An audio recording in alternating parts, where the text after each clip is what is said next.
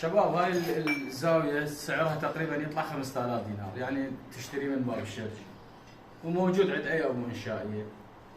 فانت شلون احنا نتحكم بهاي الزوايا نطلعها زاوية 90 صحيح 100%؟ يعني ساعدنا هاي الزوايا صحيحة، فهي هاي اصلا يعني مقسمة مال زوايا، فاشتري يعني وطلع خلي يطلع عندك الشغل صحيح 100%، يطلع عندك زاوية صحيحة، يعني مو تقول قصة فوق قصة على مود يطلع نشاز. فهيك عندك بهاي الطريقة، وتقلب على الصفحة الثانية. هاي بعدين من تقيس يعني على القياس مالتك اللي تاخذه.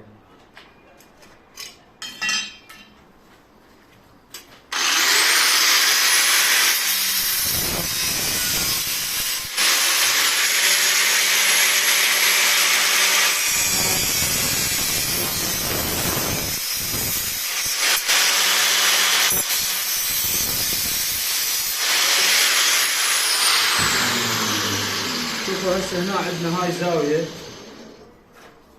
شوفوا هنا شلون هاي الطريقة. تعال صور لي هنا. فهنا هاي القونية عندك تجي مضبوطة 100%. تعال شوف هاي الزاوية، صورها هنا من قريب. فتطلع عندك بهاي الصورة، يعني عندك يتلاقن هيك بهاي الطريقة، شغلة صحيحة و100%، ويطلع عندك رسم واحد. هسه احنا نقيسه قياس واحد، لازم هاي الفتحات تكون نظرة واحدة يعني. فنقيسه قياس واحد ونقصه بهاي الطريقة، يطلع عندك شغل مرتب وصحيح 100%. مثلا عندنا هسه زوايا مال هذا الشباك، الشمس طالع بس تشوفون هاي الزاوية يعني مضبوط ما بإشكال. عندنا هنا هاي الزوايا همين كذلك زوايا 90. هذا هنا عندنا زاوية 90، وهذا هم كذلك، يعني يكون ارتب اذا اشتغلت بهاي الطريقة الزوايا مالته.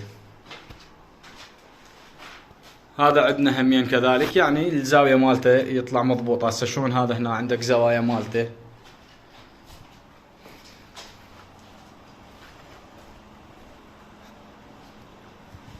حتى يطلع شيء مرتب وحلو.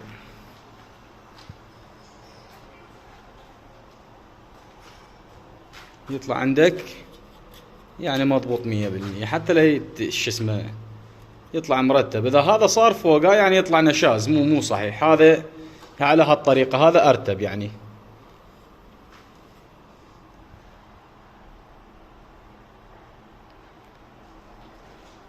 شبابيك كذلك هذني كلهن راح نسوي لهن هاي الطريقة مالت هي مو طريقة جديدة، بس يعني على القونية هذا اللي سولفنا عليه 5000 دينار سعرها، يشتغل عندك صحيح 100%، ويطلع عندك شغلك روعة.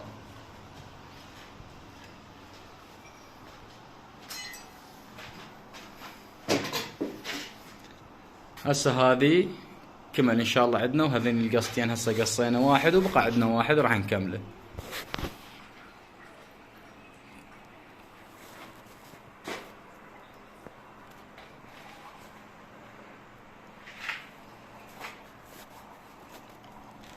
تحياتنا لكم، اخوكم ابو عباس، في امان الله.